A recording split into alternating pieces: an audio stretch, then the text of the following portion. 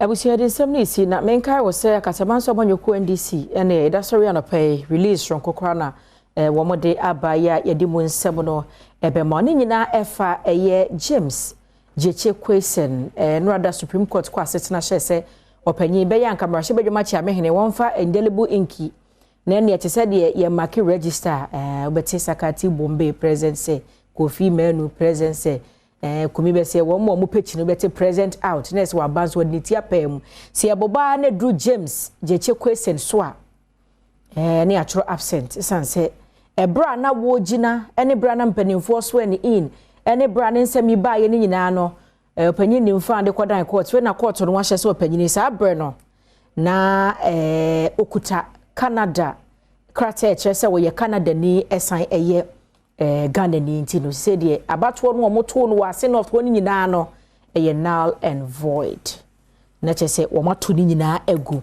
ya mo nche mo de ba nti brana so say your online stories na adomonline.com portal won sema hodo ye egu majonline.com on so ye de ba ma na me kai wo se oman hene kwabena sante eti oman hene kwabena sante oman hene kwabena sante he sa adwumrem de pa ya etabo yeta bo no kosi se na shows ahodo so radio so man na ba ati say nyame Adom boko man won efe papa me that's it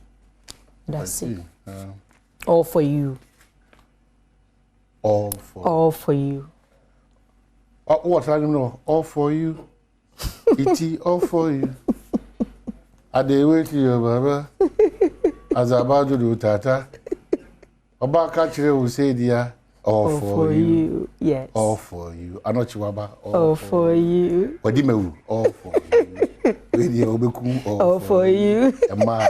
All for you. And then abaya wa there. 18th of May.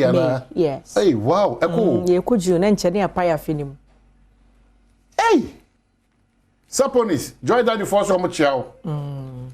Ejuma sunku a wetima kwa okofodi joy daddy. Yaji omoso echiamu nyina piaro awo na no da chia ensima okafa Saponis ho chiamu juma de wo ye beba na wo ye juma wana boawo ye be kai obiribi ada forever so onipa nyuma be di na chi yes nyuma no ediwachi se ya nyuma ediwachi sa timefa kwanya be so aka che Saponis se enye odin kwabena santene ni udin utwam a edin e ka after watwam ko no tutwam a be twam o area up asumesi trust a true for na ko no udin ye true for udin ye kwabena sante twam o za we wa free nyoma sa odua eti we dey wo udin no utwam o ko fo odua no Saponis ono sa no opone no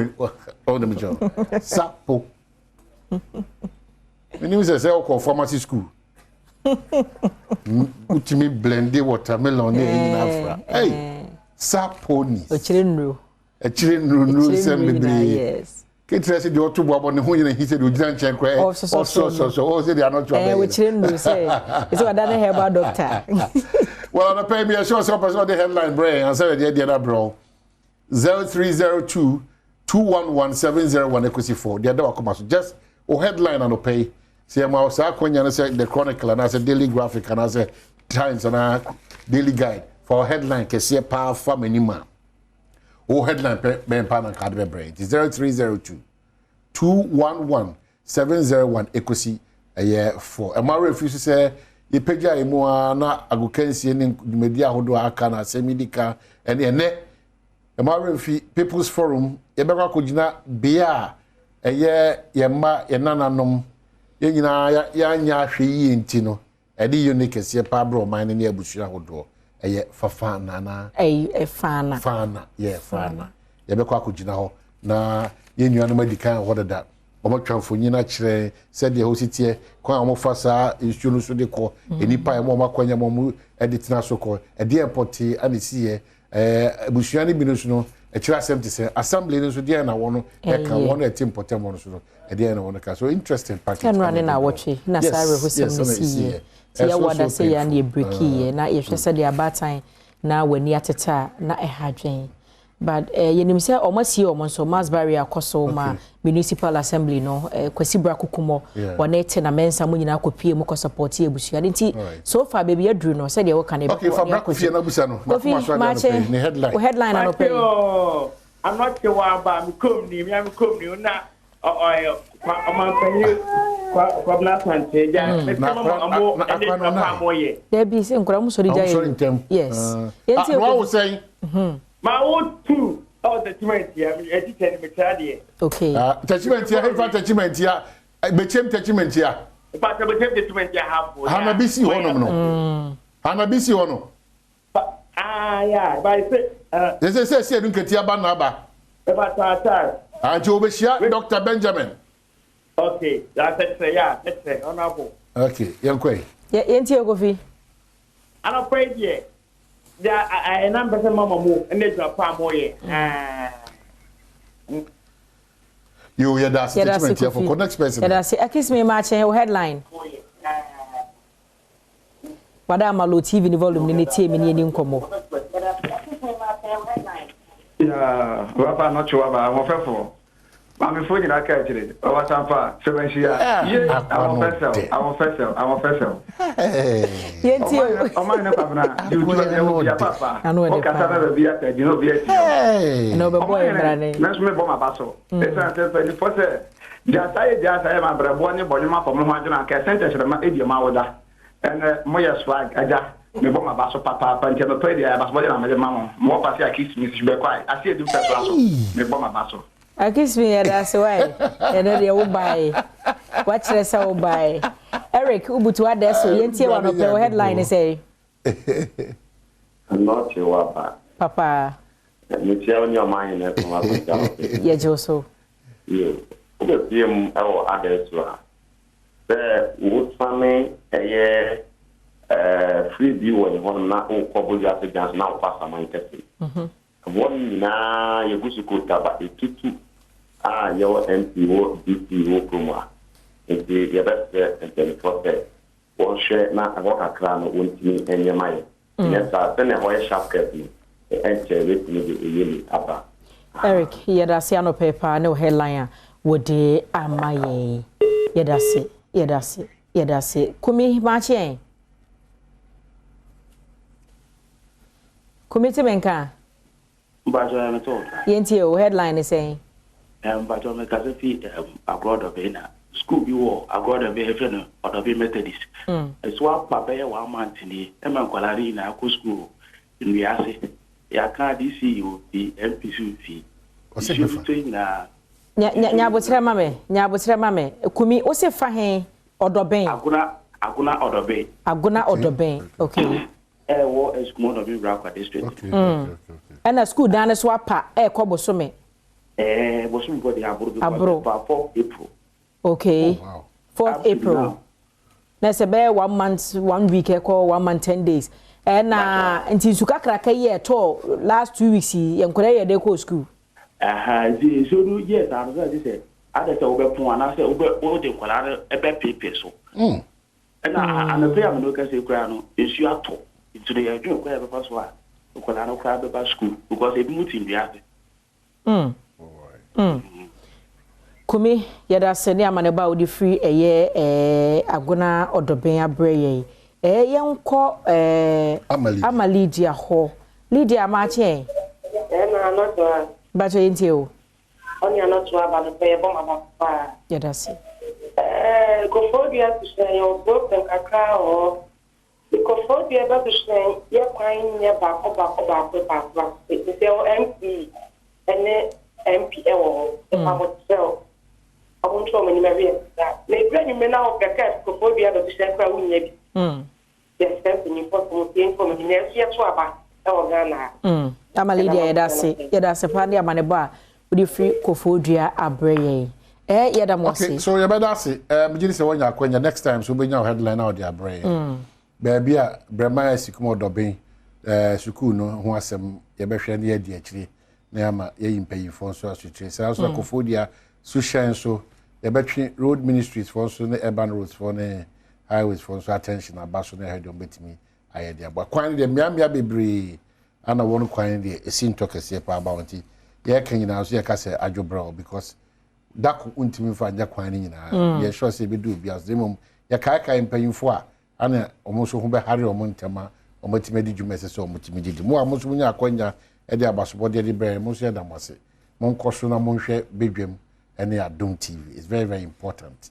A brave to send some of the 8 to the book tell him the break my hokwain and then your online stories so the break my hokwain the team media daily graphic any man say era abujina pone otumfo your say to otoshime no info ni da say fe say na kire say adwuma wo dia ba die e boa pa se Ghana for na nyina ba bia e be green inti me nana meti kokoso magiatum meso wase abo amia lunch dakase we pa the graphics say Asante Hene launches 2023 Green Ghana Day ana kese pa from anim hanim say Emma Ghana for do na no say e share afunu even though ya bremu yi e kase fa yi kansema ansa na ebidu sam pempen so yi IMF approves Ghana's bailout and wants them e wa hanim say era jechi question so no ye kase the court bata ahye pepa ni din free eye machine be dwom na ewura pen kura se onka ho kura eno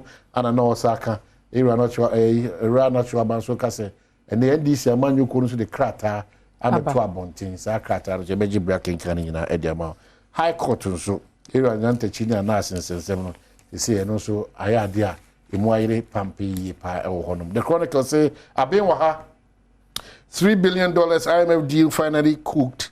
The finance minister Ken Oforiatta n'info yin so abeto am say and am fonyin corner era abujinapo ono so one otufo one nsem ne wan say over daily guidance so ADB agricultural sector loans hit over 1 billion Ghana cedi any man so students more dynamic man po hin so na not was here o hwa ban hye o dia ba fa additional one e say mofra no hwa ba bia mo bon homodin yi pa ana fe Supreme Court so nsha odi ahye era James Kwesi so say onka na wontimi so nyamra hye bedwane so wan say IMF board so approval of $3 billion no so and also ana nyantachi and Max Anas in court and also wasem aba a daily guide obakatenim not sure about the other so the online portal no adomonline.com or Joy's Blessings ex-husband flaunts his new king of queens. Yeah, the video no ato enti no kona ko wura manager and our wife for na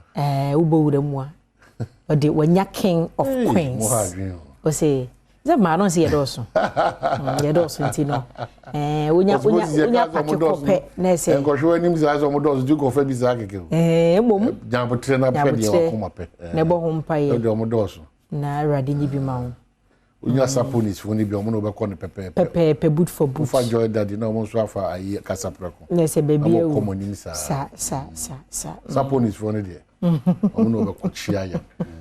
Now, a business say CD to record further gains against dollars. Na fe CD ni munye du kakra. Na ne ma bo bra for. Omo fi rent dollar no. Na omo sugu omo musa. O se nipa bi so bo mpa so dollar no be pija. Be cost omo dollar account ni ade ade. To mo ye ne ma bebre ma dollar se pija. Ejina sure. Sabi o mbenya mfaso. Atuesians handed lifetime to liquidate his assets and pay 55 million Ghana cedis. Abranti so bro.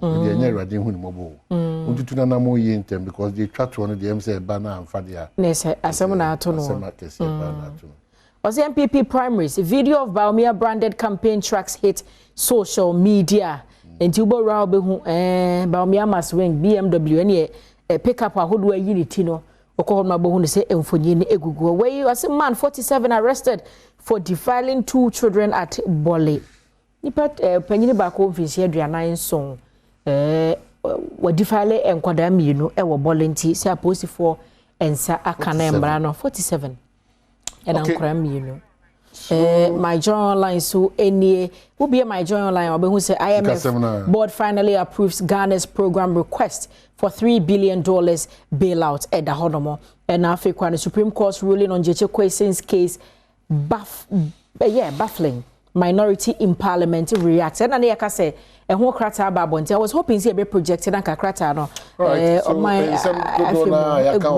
Adom online no and no one my joy for so the to jano the corner ko other interesting stories yes. so bibi edit to game for the day for to jama quickly na fi enko yeda here sorry ya de achi yi e bia me ka said that one alone is enough sanse ni obi an da ya ade chi no ti ade achi na wo ne wo ma ne wabusua santene impo wayamo anyina etenkwam a that one alone is enough. It is something to be grateful for.